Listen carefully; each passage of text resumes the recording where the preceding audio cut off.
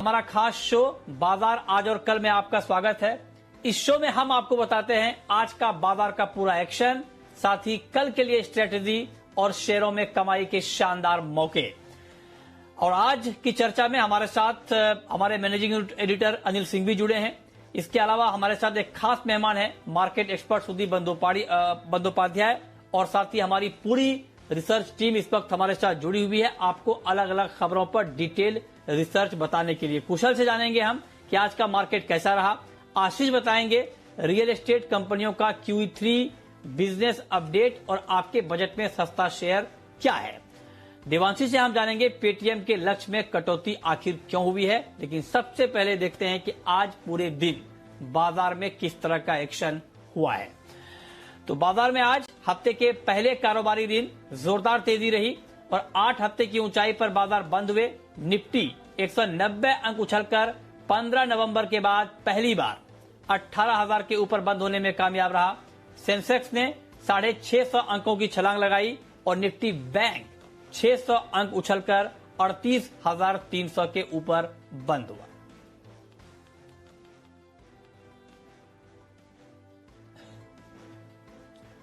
और अब रुक करेंगे आज के बाजार पर एडिटर स्टेक का। जी बिजनेस के मैनेजिंग एडिटर अनिल सिंह भी बता रहे हैं कि आज बाजार में आखिर इतनी जबरदस्त तेजी क्यों रही, इसके पीछे की वजह आखिर है क्या। जनवरी का महीना भारतीय बाजारों के लिए बेहद दमदार साबित होता हुआ दिख रहा है। शुक्रवार को दमदार उछाल के साथ रिकवरी के साथ बाजार दिन के ऊपरी स्तरों पर बंद होने की कोशिश करते हुए नजर आए, लेकिन आज हफ्ते के पहले दिन बाजारों में दिखा जबरदस्त जोश और बाजार 18,000 के लेवल पर पहुंचे भी, टिके भी और बंद होते नजर भी आए दिन की ऊंचाइयों पर। बैंक निफ्टी में भी न सिर्फ 38,000 को पार किया, लेकिन उससे कहीं ऊपर जाकर 38,350 पर बैंक निफ्टी पर बाजार बंद होते दिखे। यानी कि लीडरशिप पूरी तरह से फिर से बैंकिंग शेयरों से आती हुई नजर आई। आज की तेजी इसलिए भी काबिल तारीफ है क्योंकि ग्लोबल मार्केट से संकेत बहुत अच्छे नहीं थे। सुस्ती के हल्की कमजोरी के संकेत अमेरिका के बाजारों से एशिया, यूरोप मिला जुला सा कारोबार था। ऐसा नहीं कि कोई बहुत तेजी हो रही हो। दूसरी तरफ एफआईज और घरेलू फंड्स के आंकड़े, एफआईज ने खरीदारी की लेकिन छोटी मोटी 400-500 करोड़ की, कोई खास फर्क नहीं पड़ता। घरेलू फंड की तरफ से 100-125 करोड़ की बिकवाली थी, तो ऐसा नहीं कि उनकी तरफ से तेज खरीदारी हो। ओमिक्रॉन और कोरोना के आंकड़े बढ़ कर ही आ रहे हैं, वहां पर कहीं किसी तरह की राहत है नहीं। धीमे धीमे रेस्ट्रिक्शन सारी सरकारें बढ़ा रही हैं, लेकिन इन सब चिंताओं को नजरअंदाज करके बाजार 18,000 के बड़े मनोवैज्ञानिक स्तर, और इस लेवल को मैं बड़ा इसलिए कह रहा हूं कि 18,000 के कॉल ऑप्शन पर वीकली और मंथली दोनों ही सीरीज में हाईएस्ट ओपन इंटरेस्ट है।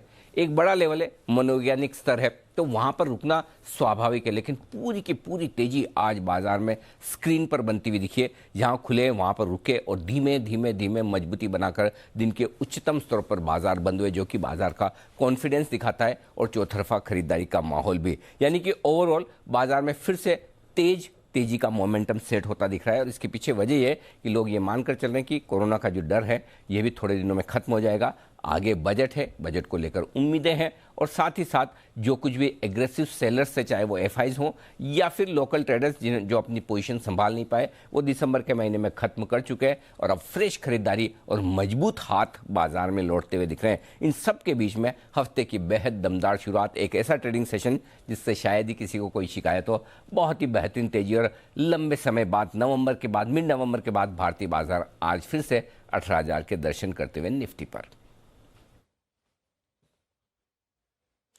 तो अनिल जी ने आपको बहुत ही डिटेल में ये बताया कि आखिर बाजार में इतनी जबरदस्त तेजी क्यों रही। लेकिन अब आपको ये बताते हैं कि आज ऐसे कौन कौन से सेक्टर रहे जिसके दम पर बाजार उछला और उन सेक्टर्स में एक्शन क्यों दिखा। और ये बताने के लिए हमारे सहयोगी कुशल हमारे साथ जुड़े हैं। कुशल, बताइए। जी, तो कारोबारी हफ्ते के पहले दिन बाजारों में आज शानदार तेजी हमें देखने को मिली, जहां पर निफ्टी अगर आप देखें तो 17 नवंबर के बाद, इनफैक्ट आप कह सकते हैं लगभग 2 महीने बाद 18,000 के ऊपर जाता हुआ नजर आया। और यहां पर सबसे ज्यादा चलने वाले शेयरों में यूपीएल, हीरो मोटोकॉर्प, टाइटन जैसे स्टॉक्स में 3 से 4% का दमदार उछाल रहा, जबकि गिरावट में विप्रो, डिविज लैब, नेस्ले जैसे स्टॉक शामिल थे। टॉप गेनर्स में ग्रीव्स कॉटन 20% का ऊपरी सर्किट स्टॉक ने लगाया। साथ ही पूनावाला फिलकॉर्प में भी दमदार तेजी हमें देखने को मिली। एलगी इक्विपमेंट, जुबिलेंट इंग्रीविया में भी 8 से 9% के गेन्स आते हुए नजर आए। गिरावट का रुझान टॉप जिसमें आती हुई नजर आई जो होता आवास फाइनेंशियल, जहां पर 4% का फॉल आया। हिकल में भी ऑलमोस्ट सिमिलर सा रुझान गिरावट का देखने को मिला। इनफैक्ट लार्जली अगर आप देखेंगे ना तो फार्मा स्पेस जो है वो आज गिरावट का रुझान दिखाता हुआ नजर आया। पर एक सेक्टर पीएसयू बैंक्स दमदार तेजी यहां पर बनती हुई नजर आई। बैंक ऑफ बड़ौदा, पीएनबी जैसे स्टॉक्स यहां पर 4 से 5% के उछाल के साथ बंद होते हुए दिखे। और रियल्टी स्पेस में Oberoi, brigade enterprises, India bulls real estate जैसे स्टॉक्स ने अच्छे उड़ान जो है आज भरते हुए दिखे। जी के हिट कॉल्स की बात करेंगे तो federal bank, Rakesh Kunal chart corner आपको बताया गया था। साथ ही हीरो मोटोकॉर्प, ग्रीव्स कॉटन जैसे स्टॉक्स भी आपको विश्वेश जी और पालविया जी ने रेकमेंड ये करते हुए दिखे थे। तो ओवरऑल आप देखेंगे ना तो बाजार का जो ब्रेड था वो आज काफी दमदार था। अब देखना होगा कि कल कारोबारी हफ्ते के दूसरे दिन किस तरह से बाजार जो है पैन आउट करते हुए नजर आते हैं। और अब हम रुक करते हैं अपने खास मेहमान का, और आज हमारे साथ हैं मार्केट के जाने माने एक्सपर्ट सुदीप बंदोपाध्याय साहब। सर बहुत बहुत स्वागत है आपका सुदीप जी। मेरा सबसे पहला सवाल आपसे यही होगा कि आज जिस तरह से मार्केट में मोमेंटम दिखा, बहुत शानदार ओपनिंग हुई मार्केट की, आज हफ्ते की पहली ओपनिंग, आप जरा बताएं सर कि इससे क्या संकेत मिल रहे हैं? क्या बाजार का ये मूड माहौल अभी कंटिन्यू रहने वाला है? जी बिल्कुल, आप सही कह रहे हैं। अब बाजार का मूड पॉजिटिव बनते हुए दिख रहा है। देखिए, दिसंबर में थोड़ी बहुत बिकवाली थी, थोड़ा बहुत स्ट्रेस था मार्केट में, और वो मार्केट के जो आंकड़े आ रहे थे उससे साफ हो रहा था। जनवरी महीने में हम लोग देख रहे हैं कि बाजार का मूड थोड़ा थोड़ा चेंज हो रहा है, और आज बिल्कुल एक बहुत अच्छा मोमेंटम बाजार में देखने को मिला है। जैसे कि नवंबर का जो लेवल था वहां पहुंच गए हम लोग। दो तीन चीज इसमें खास नजर में रखना पड़ेगा। एक तो ओमिक्रॉन रिलेटेड जो शंका था मार्केट में, वो शायद अभी थोड़ा थोड़ा करके कम हो रहा है। आंकड़े, नंबर्स ओमिक्रॉन के अभी भी आ रहे हैं, पर ये साफ है कि ये इतना खतरनाक नहीं है पिछला वायरस की तरह, पिछला वेरिएंट जो वायरस का था उसकी तरह। और यहाँ पे लग रहा है कि बहुत जल्द ये पीक आउट करेगा और उसके बाद नॉर्मल सी वापस आएगा। ये एक बाजार में एक ये थ्योरी और ये विश्वास बाजार में आ रहा है। दूसरी बात है, ग्लोबल निवेशक भी अभी वापस इंडिया पे ध्यान दे रहे हैं, क्योंकि यूएस में जो टेपरिंग या जो रेट इंक्रीज की बात चल रही थी, उसके बावजूद उनको लग रहा है कि इंडिया में जो ग्रोथ मोमेंटम है उसका बेनिफिट उनको लेना चाहिए, और इसीलिए वो भी वापस इंडियन मार्केट में ध्यान दे रहे हैं। तीसरी बात है, रिटेल निवेश, इंडिया के रिटेल निवेशक, रिटेल सेविंग्स जो हो रहा था वो बरकरार है, और लगता है कि वो मोमेंटम आने वाले दिनों में भी जारी रहेगा। कॉर्पोरेट नतीजे, कॉर्पोरेट जो एडवांस जो एस्टिमेट्स, एडवांस जो फिगर्स आ रहे हैं, जैसे टाइटान के आए हैं और भी बाकी कंपनीज के जो आंकड़े सामने आए, रियल एस्टेट सेल्स के जो नंबर्स आए हैं, वो भी बहुत ही पॉजिटिव है, और उसका भी मार्केट को अच्छा लगा है। इसीलिए कुछ शेयर्स जिसके जिक्र आप भी कर रहे थे, टाइटान या जो सारे रियल एस्टेट काउंटर्स हैं, ओबेरॉय रियल्टी वगैरह, अच्छा प्रदर्शन कर रहे हैं। ओवरऑल हम लोगों को लग रहा है कि मार्केट का मूड पॉजिटिव हो रहा है। मार्केट आने वाले दिनों में बजट की तरफ ध्यान देगा, और एक बजट रिलेटेड एक्सपेक्टेशन बिल्ड होते होते मार्केट में पॉजिटिव मूड बना रहेगा। हाँ, बात यह है कि बहुत ज्यादा शायद ऊपर नहीं जाएगा, वो डिपेंड करेगा बजट कैसा आता है उसके ऊपर। जी, तो मतलब कुल मिलाकर आप ये कह रहे हैं कि बाजार का पॉजिटिव मूड अभी कंटिन्यू रहने वाला है। आप बने रहें सर, आगे आपसे हम पिक भी लेंगे कि कहां पर ऐसे मूड माहौल में निवेश करना चाहिए। लेकिन इस वक्त हम रुक करते हैं एक बड़ी खबर का, और खबर यह है कि अब आपको गोल्ड खरीदने के लिए, जब आप गोल्ड का रेट पता करते हैं तो उसके लिए अब आपको इधर उधर भटकना नहीं पड़ेगा, क्योंकि अब गोल्ड का अलग से एक एक्सचेंज आने का रास्ता करीब करीब साफ होता हुआ दिख रहा है। क्या है पूरी खबर, ये बताने के लिए हमारे सहयोगी ब्रजेश कुमार मिश्रा इस वक्त हमारे साथ जुड़े हैं। ब्रजेश, बताइए क्या है पूरी खबर। बिल्कुल, जो गोल्ड स्पॉट एक्सचेंज जिसकी चर्चा हम लंबे समय से सुन रहे थे, उसको लेकर के अब सेबी ने इस पर फ्रेमवर्क जारी कर दिया है। यानी कि किस तरह से ये काम करेगा, कैसे काम करेगा, ये सारा डिटेल जो है सेबी की तरफ से आ चुका है। तो हम बहुत जल्दी ही उम्मीद कर सकते हैं कि जो एक्सचेंजेस हैं वो सेबी के पास गोल्ड स्पॉट एक्सचेंज के लिए अर्जी देंगे, और उसके बाद पूरी जांच पड़ताल के बाद सेबी की तरफ से जो भी क्वालिफाई करेंगे एक्सचेंज, उनको मंजूरी मिल जाएगी। इसके आने का जो सबसे बड़ा फायदा होगा वो यही होगा कि अभी आप देखेंगे तो दिल्ली का अलग रेट है सोने का, कलकत्ता के अलग रेट होते हैं, चेन्नई का अलग रेट होता है। देश भर में अलग अलग शहरों का जो स्पॉट का रेट होता है वो अलग अलग होता है, और एक समानता नहीं होती है। लेकिन जब ये स्पॉट एक्सचेंज आ जाएगा तब देश भर में उम्मीद की जा सकती है कि ये जो स्पॉट रेट होगा उसका एक बेंचमार्क जो है वो पैदा होगा और एक समान रेट जो है वो देश में सोने का हो सकेगा जब ग्राहक किसी ज्वेलर के पास सोना खरीदने जाएंगे। तो ये इसका फायदा हुआ। मैकेनिज्म जो है कुछ इस तरह से काम करेगा कि जिनको अपने सोने को कन्वर्ट कराना है, इसमें इलेक्ट्रॉनिक गोल्ड रिसीट जो है उसकी ट्रेडिंग होगी। ये इस तरह से होगी कि अगर आपके पास सोना पड़ा है और आप सोने को बदलवाना चाहते हैं, ट्रेडिंग EGR में कन्वर्ट कराना चाहते हैं, तो आपको वॉल्ट मैनेजर को देना पड़ेगा। वॉल्ट मैनेजर जो है इसकी एक रसीद बनाकर देगा जिसको इलेक्ट्रॉनिक गोल्ड रिसीट कहेंगे और फिर डिपॉजिटरी जो है ये इंश्योर करेगा कि वो ट्रेडिंग के लायक उपलब्ध हो जाए। फिर एक्सचेंज के प्लेटफॉर्म पर इसकी ट्रेडिंग हो सकेगी और जब आपको फिर से कन्वर्ट कराना है वापस फिजिकल गोल्ड में, तब जो है आपको वॉल्ट मैनेजर के पास जाकर देना पड़ेगा और वो फिर से वहां से कन्वर्ट हो जाएगा। इसमें एक चीज ये भी है कि देश में वॉल्ट मैनेजर्स के बीच में इंटरऑपरेबिलिटी होगी, यानी एक जगह अगर आप जमा करते हैं एक वॉल्ट मैनेजर के पास, मान लीजिए कि आप दिल्ली में जमा करते हैं, आपको चेन्नई में डिलीवरी चाहिए, तो ये भी संभव हो सकेगा। जी, ओके। तो ये बहुत डिटेल जानकारी आपको ब्रजेश ने दी है कि गोल्ड एक्सचेंज की रूपरेखा कैसे किस तरह से होगी और आपको गोल्ड का रेट जानने के लिए कितनी सहायता मिलेगी इस एक्सचेंज के जरिए, ये डिटेल में आपको ब्रजेश ने बताया। बहुत शुक्रिया ब्रजेश आपका इस पूरे डिटेल के लिए। चलिए आगे बढ़ते हैं। अब रुक करते हैं एक और महत्वपूर्ण खबर का। खबर यह है कि रियल एस्टेट कंपनियों के लिए आने वाले दिन अच्छे रहने वाले हैं। तीसरी तिमाही में उनकी बिक्री को देखकर तो ऐसा लगता है कि कंपनियों के तीसरी तिमाही का की आगे के जो संकेत हैं रियल एस्टेट कंपनियों के वो अच्छे हैं। डिटेल अपडेट के साथ आशीष हमारे सहयोगी हमारे साथ जुड़े हैं। आशीष बताएं। देखिए, रियल एस्टेट कंपनी की तरफ से काफ़ी शानदार जो है क्वार्टरली अपडेट्स आ रहे हैं। सबसे पहले मैक्रोटेक डेवलपर्स यानी लोधा के जो अपडेट्स हैं आपके सामने रखता हूं। यहाँ पर सेल्स बुकिंग है, इसमें करीब 40%, कलेक्शन में 44% की ग्रोथ देखने को मिली। भारत में तो बिक्री हुई है, लेकिन साथ में अगर आप देखें तो यूके में भी जो है इन्होंने 1900 करोड़ की एक प्रॉपर्टी बेची।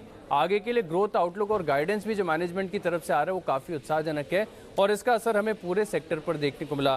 दूसरे नंबर पर देखिए शोभा, यहाँ पर भी जो अपडेट्स आए हैं वो काफ़ी बढ़िया देखने को मिले। बिक्री के लिहाज से गिफ्ट सिटी में नए लॉन्चेस करने जा रहे हैं, वो भी काफ़ी बढ़िया है। लेकिन यहाँ पर खास बात नोट करने वाली ये है कि इनके रियलाइजेशंस में भी अगर आप देखें तो करीब 4% की बढ़त देखने को मिली, यानी बिक्री भी बढ़ रही है और कीमतें भी बढ़ रही हैं, तो बड़ा बेनिफिट पूरे सेक्टर को देखने को मिलेगा। और ओवरऑल रियलिटी के आंकड़े अगर आप देखें तो तिमाही दर तिमाही, साल दर साल दोनों लिहाज से काफ़ी शानदार है। तिमाही दर तिमाही अगर आप देखेंगे तो सेल्स बुकिंग में 86% की बढ़त देखने को मिली और सालाना आधार पर करीब 60% की जो ग्रोथ है वो नजर आई। सेल्स वैल्यू भी अगर आप देखें तो इसमें तिमाही दर तिमाही 137% का जो है इजाफा देखने को मिला। यानी सभी रियल एस्टेट कंपनी ने जो है दमदार क्वार्टरली अपडेट्स पेश किए। चलिए, और अब आपको बताते हैं, हमने एक खास सीरीज आपके लिए शुरू की है, आपके बजट में सस्ता शेयर।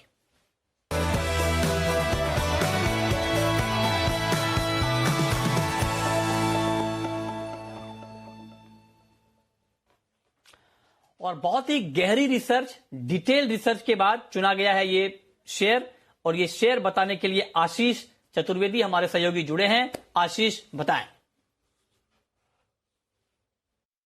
देखिए, स्टॉक का नाम है एनसीसी कंस्ट्रक्शन और इंफ्रास्ट्रक्चर की देखें तो करीब 40 साल पुरानी कंपनी है। बिल्डिंग, रोड्स और जो वाटर प्रोजेक्ट्स हैं इनसे करीब 80% जो आय है वो कंपनी की आती है। खास बात यह है कि बजट से पहले और बजट के बाद दोनों समय अगर आप देखें तो पूरा इंफ्रा स्पेस बहुत बजिंग रहता है, क्योंकि काफ़ी बड़े ऐलान हर बार होते हैं और इस बार भी ऐसा माना जा रहा है कि इंफ्रा सेक्टर पर जो है सरकार का खास विशेष जो है फोकस रहेगा।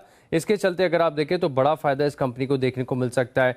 ऑर्डर बुक के लिहाज से देखें तो करीब 40,000 करोड़ के आसपास की जो है वो ऑर्डर बुक है, जो कि आपको दिखाती कि अगले 3 से 4 सालों के लिए जो रेवेन्यू विजिबिलिटी है वो भी अच्छी कंसिस्टेंट ग्रोथ के साथ वो नजर आ रही है। पिछले कई सालों में अगर आप देखें तो कंपनी ने अपने प्रदर्शन को और सुधारा है।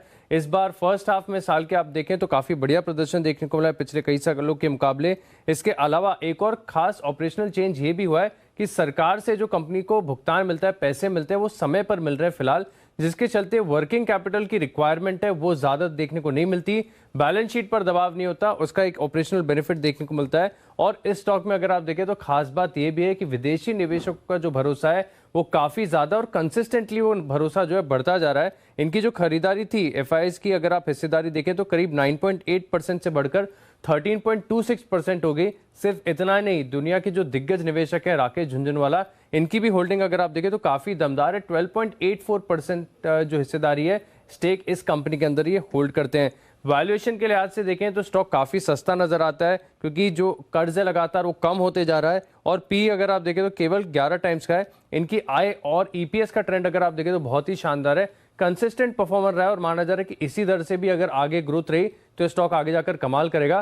तो ना कि सिर्फ भाव के लिहाज से, आप वैल्यूएशन के लिहाज से भी देखें तो स्टॉक काफी शानदार है, अच्छे लेवल पर आपको मिल रहा है। फंडामेंटल्स तो नो ब्रेनर है, नो डाउट कि इसमें काफी बढ़िया फंडामेंटल्स है इस कंपनी के। लेकिन एक बार जो है अनिल जी से भी इस स्टॉक के ऊपर उनकी राय जान लेते हैं। पिछले 3-4 सालों में जो इंफ्रास्ट्रक्चर पर काम हुआ गजब का हुआ है, और फोकस सरकार का क्लियर कट है, चाहे वो रोड हो, हाईवे हो, एयरपोर्ट हो, तो यहाँ पर फोकस रहने वाला ही। तो ऐसे में इससे डायरेक्टली या इनडायरेक्टली जुड़ी हुई सारी कंपनियों को फायदा मिलेगा। और एनसीसी वैसे भी इस लिहाज से एकदम पोजीशन ठीक है, ऑर्डर बुक बहुत मजबूत है, और अगर बजट में एलोकेशंस बढ़ते हैं, जो कि बढ़ेंगे, तो यहाँ पर और बेहतर होता दिखेगा। एक और इंटरेस्टिंग चीज़ देखिए, इस स्टॉक में एफआईआईज की हिस्सेदारी पिछले एक साल में 3% से ज़्यादा बढ़कर आई है। तो धीमे धीमे बड़े इन्वेस्टर्स का भरोसा एफआईआईज का जुड़ रहा है। राकेश झुंझुनवाला जैसे दिग्गज इन्वेस्टर्स हैं जो 12-13% हिस्सेदारी ऑलरेडी होल्ड करते हैं। मतलब इससे बढ़िया बात हो नहीं सकती। एक कंस्ट्रक्शन कंपनी जिनकी बैलेंस शीट मजबूत हो, धीमे धीमे कर्ज और कम होते हुए दिख रहे हैं, बैलेंस शीट बेहतर होती हुई दिख रही है, और ऐसे में बैलेंस शीट के एक्सपांशन होने की पूरी गुंजाइश यहाँ पर है। वैल्यूएशंस बेहद आकर्षक हैं। करेक्शन के बाद स्टॉक आपको बहुत अच्छे लेवल्स पर भी मिल रहा है। हमें ऐसा लगता है कि यहाँ से भी स्टॉक में एक अच्छा इन्वेस्टमेंट का मौका मिल सकता है।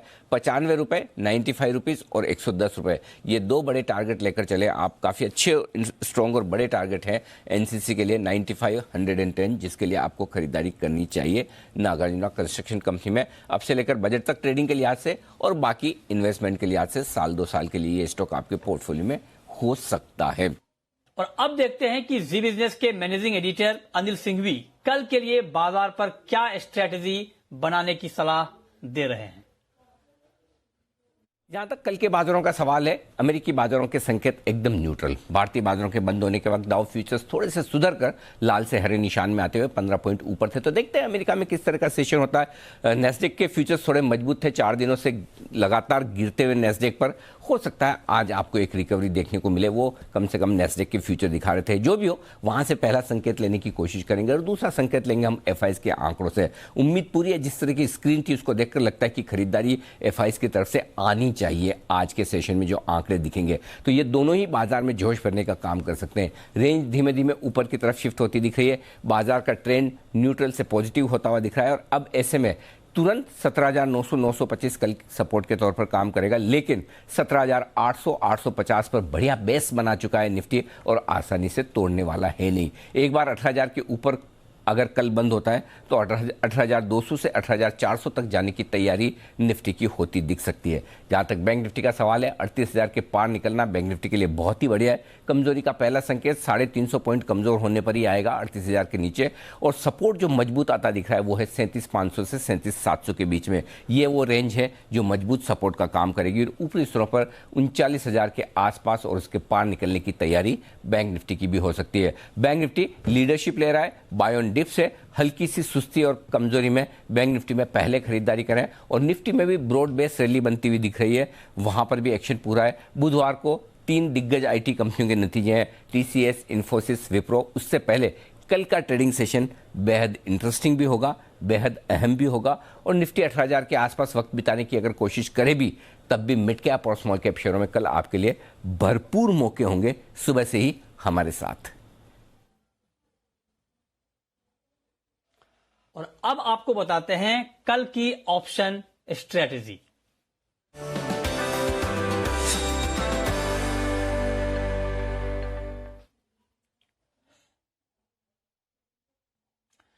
और ऑप्शन की ये स्ट्रेटजी बताने के लिए हमारे साथ हैं kiranjadhav.com के सीईओ आशीष केलकर। आशीष जी, बहुत बहुत स्वागत है आपका। बताएं सर, कल ऑप्शन के जरिए बाजार में कहां पर कमाई के मौके बन सकते हैं? वेरी गुड इवनिंग मृत्युंजय जी। देखिए, आज जिस तरह से बाजार में ऑटो कंपनीज में बहुत ही बेहतरीन रुझान देखने को मिला था, मैं मानता हूं कल भी वो कंटिन्यू रहने की संभावना है। इसलिए मैंने टू व्हीलर सेक्टर में से हीरो मोटो को चुना है। हीरो मोटो का 2580 का कॉल ऑप्शन खरीदारी करने की सलाह होगी, जिसका आज क्लोजिंग करीबन 53 के आसपास है। मेरा जो स्टॉप लॉस रहेगा वो 42 का रहेगा और मेरा पहला लक्ष्य रहेगा 75 का, दूसरा लक्ष्य रहेगा 80 का। तो हीरो मोटो का 2580 का कॉल ऑप्शन खरीदारी करने की सलाह। ओके, तो ये ऑप्शन पर आपकी स्ट्रेटजी कि कहां पर कमाई के मौके बनेंगे। अब सुदीप सर, आपसे मेरा एक सवाल ये होगा कि इस तरह के मार्केट में अगर कोई लॉन्ग टर्म की प्लानिंग करना चाह रहा है, लंबे समय के लिए बाजार में पैसा लगाना चाह रहा है, तो उनके लिए आपकी सलाह क्या होगी, कहां पर नजर रखनी चाहिए? मृत्युंजय जी, अभी मार्केट का जो स्थिति है और जो लॉन्ग टर्म ट्रेंड लग रहा है, 2-3 सेक्टर में हम लोग बहुत बुलिश है। उसमें एक है जो रियल एस्टेट कंस्ट्रक्शन सेक्टर और दूसरा इंश्योरेंस सेक्टर। और दोनों सेक्टर में जो कोविड के बाद एक बहुत अच्छा मोमेंटम देखने को मिला है, उसकी निजी कारण है। तो लाइफ इंश्योरेंस सेक्टर का दिग्गज कंपनी एसबीआई लाइफ इंश्योरेंस का मैं जिक्र करना चाहूंगा। 9 से 12 महीने का समय में 1500 रुपए का टारगेट लेके यहाँ पे हम खरीदारी की सलाह दे रहे हैं। कोरोना का सेकेंड वेव के बाद बहुत अच्छा बिजनेस मोमेंटम देखने को मिला है। और जैसे हम जानते हैं, इस कंपनी का जो बैंक एश्योरेंस नेटवर्क वो दिग्गज नेटवर्क है, बेहतरीन नेटवर्क है। और अभी कंपनी का फोकस एजेंसी चैनल पे भी आया है और उसके जरिए आने वाले दिनों में और भी सिग्निफिकेंट इंप्रूवमेंट बिजनेस में होने की संभावना है। कॉस्ट रेशियो जो एक बहुत बड़ा यार्डस्टिक है परफॉर्मेंस का, वो उसमें बेहतरीन कॉस्ट रेशियो है, इंडस्ट्री बीटिंग कॉस्ट रेशियो है। और वहां पे तो और भी इंप्रूवमेंट की संभावना रहेगी एजेंसी नेटवर्क जैसे जैसे बढ़ेगा। इसके अलावा जो मार्जिन, जहां पे जो सारे जो इन्वेस्टर्स हैं उनका एक शंका था मार्जिन को लेके एसबीआई इंश्योरेंस का, वहां पे भी इंप्रूवमेंट हो रहा है। और लगता है कि अगला फिस्कल मतलब FY24 तक इनका जो मार्जिन रेशियोज वो भी कंपेरेबल हो जाएंगे इंडस्ट्री लीडर्स के साथ। और ओवरऑल हम लोगों को लगता है कि इनका बिजनेस बहुत अच्छा आने वाले दिनों में बढ़ेगा। 1500 रुपए का टारगेट 9 से 12 महीना के लिए। दूसरा कंपनी मैं जिसका जिक्र करूंगा वो एक और बहुत बड़ा बेनिफिशियरी है। आप भी बात कर रहे थे रियल एस्टेट कंस्ट्रक्शन, और इस सेक्टर के हम लोगों ने पिछले दिनों में बहुत अच्छा एक्शन देखा है मैक्रोटेक और ओबेरॉय रियल्टी में। पर एक और एक कंपनी है जो बेहतरीन पेरेंटेज, फैंटास्टिक बैलेंस शीट, वो है गोदरेज प्रॉपर्टीज। और खास बात यह है कि ये ऐसा कंपनी है जिसका अनसोल्ड इन्वेंट्री लोएस्ट है आज के दिन में। जो सिटीज में इनका प्रेजेंस है वहां पे ये कंटिन्यूअसली इन्होंने मार्केट शेयर गेन किया है कोविड के टाइम में भी, और ये लीडरशिप पोजीशन में पहुंच रहे हैं। जैसे पुणे में ये नंबर 1 है और दिल्ली में एनसीआर में नंबर 2 और मुंबई में शायद नंबर 3 के आसपास आ गए हैं। और ओवरऑल इनका अगर आप परफॉर्मेंस देखेंगे कंटिन्यूअसली इंप्रूव कर रहा है परफॉर्मेंस। जैसे मैंने बोला पेरेंटेज बहुत ही बेहतरीन है, और जैसे ओवरऑल हाउसिंग डिमांड बढ़ रहा है और इनका जो स्ट्रैटेजी है कंस्ट्रक्शन का, उसको नजर में रखते हुए हम लोग इसमें निवेशक को खरीदारी की सलाह दे रहे हैं। 1 साल प्लस का नजरिया, 2800 रुपया का टारगेट, यहाँ पे जी बेझिझक निवेशक खरीदारी कर सकते हैं। ओके, ये बहुत डिटेल में आपने बताया कि लॉन्ग टर्म के इन्वेस्टर को इस मार्केट में कहां पर पैसा लगाना चाहिए। बहुत शुक्रिया सुदीप जी आपका। किरण यादव के सीईओ हमारे साथ आशीष केलकर जुड़े थे, आपका भी बहुत शुक्रिया। और साथ ही मेरी पूरी रिसर्च टीम का बहुत बहुत शुक्रिया अलग अलग खबरों पर डिटेल रिसर्च बताने के लिए, समझाने के लिए। तो फिलहाल इस खास शो में इतना ही।